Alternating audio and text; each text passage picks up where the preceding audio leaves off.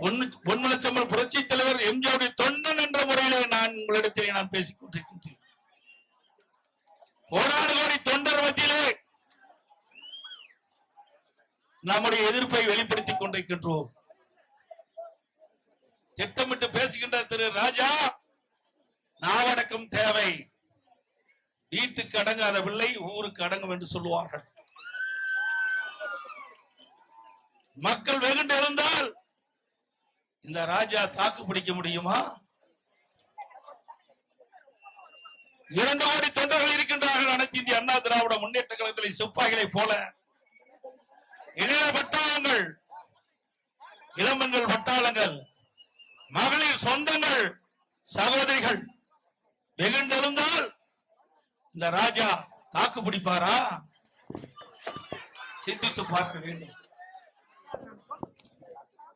பொன்மனச்செம்மல் புரட்சி தலைவர் எம்ஜிஆர் வாழ்கின்ற பொழுது அனைவரையும் வாழ வைத்த பெருமை நம்முடைய தலைவரை சாரும். திரு கருணாநிதி குடும்பம் கடனில் தத்தளித்துக் கொண்டிருந்தது. அந்த கடனை அடைக்க வேண்டும் என்று பொன்மனச்செம்மல் புரட்சி தலைவர் எம்ஜிஆர் இடத்திலே கோரிக்கை வைத்தார்கள். பொன்மனச்செம்மல் புரட்சி தலைவர் எம்ஜிஆர் அந்த கோரிக்கையை ஏற்று திரு கருணாநிதி அவருடைய மருமகன் மாறனின் மூலமாக எங்கள் தங்கம் என்ற படத்தை தயாரித்தார்கள். அந்த படத்திலே நம்முடைய இதயம் புரட்சி தலைவர் எம்ஜிஆர் அவர்களும் இதயம் புரட்சி தலைவி அம்மா அவர்களும் சம்பளம் வாங்காமல் நடித்து கொடுத்து திரு கருணாநிதி குடும்பத்தை காப்பாற்றிய தலைவர்கள் நம்முடைய தலைவர்கள். இந்த வரலாறு கூட தெரியாததா ராஜா தான் இந்த ராஜா. ராஜா என்று சொன்னாலே அசிங்கமா இருக்குது.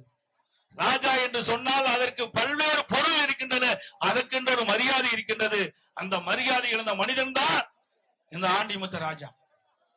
அதோட இந்த செய்தியை சொன்னதே ஆண்டிமுத்து ராஜாவுடைய தலைவர் என்று சொல்லிக் கொண்டிருக்கின்றாரே திரு கருணாநிதி அவர்கள். எங்கள் தங்கம் படம் 100 நாள் ஓடியது. அந்த நிகழ்ச்சியில பங்கு பெற்றுகின்ற பொழுது திரு கருணாநிதி அவர்கள் சொன்னது, திரு மாறன் அவர்கள் சொன்னது, எங்கள் தங்கம் படத்தை பொன்மனச்செம்மல் புரட்சி தலைவர் எம்ஜிஆர் அவர்களும் இதயம் புரட்சி தலைவி அம்மாவர்களும் நடித்து கொடுத்த காரணத்தினால் இந்த கடனில் இருந்து தப்பித்தோம் என்று அவர்கள் சொன்ன வார்த்தை என்பதை நினைவுபடுத்த கடமைப்பட்டிருக்கின்றேன். இந்த செய்தி திமுகவுடைய அங்கீகரிக்கப்பட்ட முரசலின் நாளில் வந்திருக்கின்றது. ஆகவே எங்களுடைய தலைவர்கள் எதிரியும் வாழ வைத்தவர்கள் என்பதை நினைவு கூற கடமைப்பட்டிருக்கின்றேன்.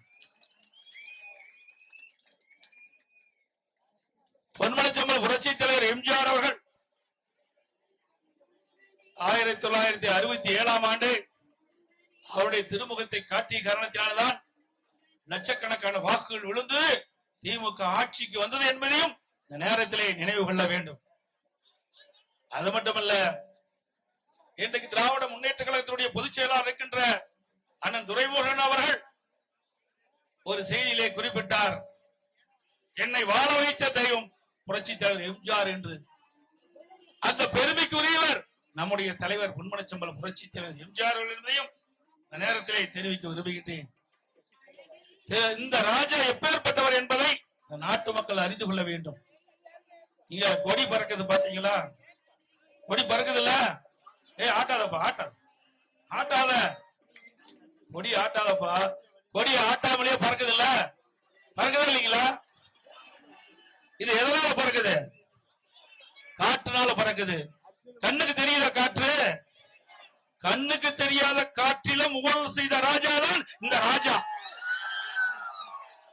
2G ஸ்பெக்ட்ரா ஊழல்ல 1,73,000 கோடி கொள்ளையடித்த ராஜா நம்முடைய தலைவரை பார்த்து பேசுறார். விஞ்ஞான முறையிலே ஊழல் செய்கின்ற கட்சி திமுக கட்சி. கண்ணுக்கு தெரியாத காற்றிலும் ஊழல் புரிந்த ராஜா எங்கள் தலைவரை பற்றி பேசுவதற்கு அருகதை கிடையாது என்பதை நேரத்திலே தெரிவிக்க விரும்புகின்றேன். யாராவராயினும் நாகாக்கா காவாக்கால் சோகாப்பார் சொல்லி இழுக்கப்பட்டு என்று 2000 ஆண்டுகளுக்கு முன்னே ஐயன் திருவள்ளுவர் அழகாக சொல்லிவிட்டு போயிருக்கிறார்.